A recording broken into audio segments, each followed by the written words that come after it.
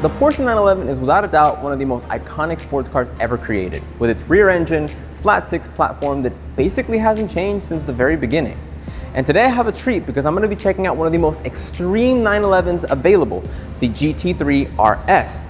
Now this particular GT3 RS is a 991.2, meaning this is the refreshed version of the 991 generation. And this particular car is actually for sale here at the Barn Miami. So if you want to check out more about this exact car, check out thebarnmiami.com or any other social media platforms for more information. And as always, make sure to like the video and subscribe to the channel. Let's check it out.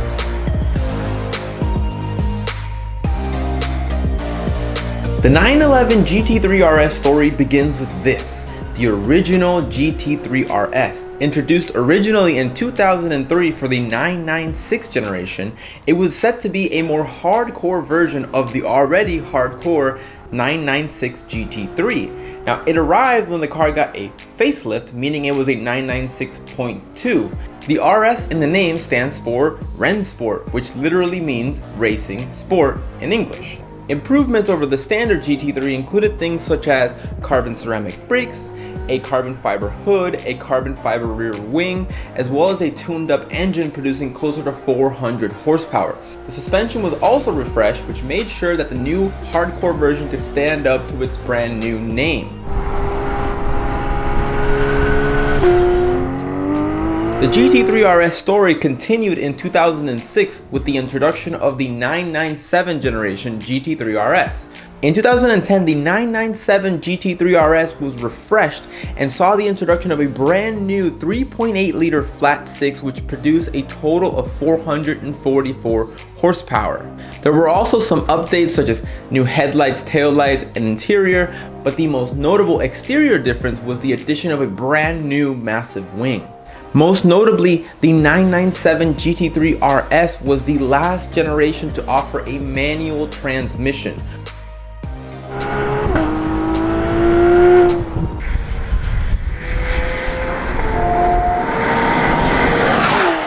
which then leads us on to the GT3 RS we're looking at today, which falls under the 991 generation, more specifically the 991.2.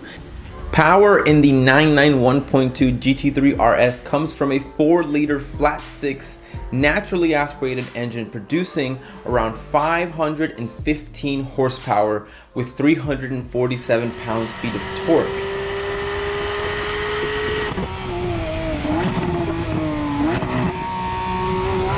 This is especially impressive when you consider that the car only weighs 3,153 pounds, making it an excellent power to weight ratio. 0 to 60 happens in just 3.2 seconds thanks to the PDK automatic transmission, and the GT3 RS will charge up to a top speed of 194 miles an hour.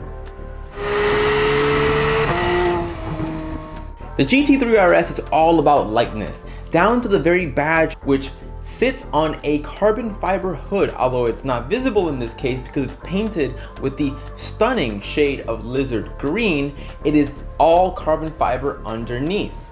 Unique to the facelifted GT3 RS are also all the new intakes that you'll see in the lower front fascia, which serve various purposes, one of them being brake cooling.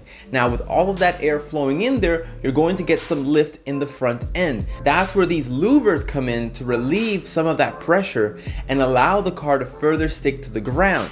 Although in this case they are plastic, these can be had in carbon fiber with the inclusion of the WISAC package, which will give you a carbon fiber wing, carbon fiber mirrors, carbon fiber side intakes, carbon fiber louvers, as well as a bunch of other carbon fiber goodies elsewhere. Larger side skirts are also unique to the GT3 RS, as well as a larger rear wing. The 991.1 GT3 RS had a wild wing, but more reserved than the one you're seeing now in the 991.2.